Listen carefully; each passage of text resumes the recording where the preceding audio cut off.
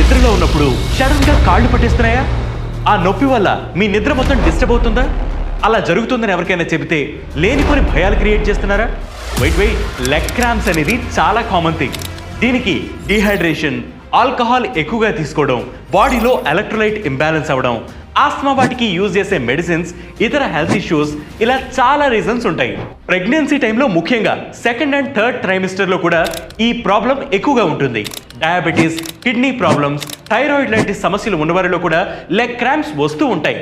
So body dehydrate అవ్వకుండా water ఎక్కువగా తాగాలి, ఆల్కహాల్ తగ్గించండి. ఏవైనా హెల్త్ ఇష్యూస్ ఉంటే సరైన ట్రీట్మెంట్ తీసుకోవాలి అండ్ వర్కౌట్స్ కూడా చేస్తూ ఉండాలి.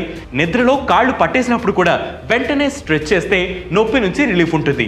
నొప్పి ఎక్కువగా ఉంటే కాళ్ళ మీద గోరువెచ్చని నీళ్లు పోస్తే మజిల్స్ రిలాక్స్ అవుతాయి. క్రాంప్స్ ఉండే ప్లేస్ లో మసాజ్ చేసుకోవడం వల్ల కూడా నొప్పి తగ్గుతుంది. రెగ్యులర్ గా లెగ్ క్రాంప్స్ ఇబ్బంది పెడితే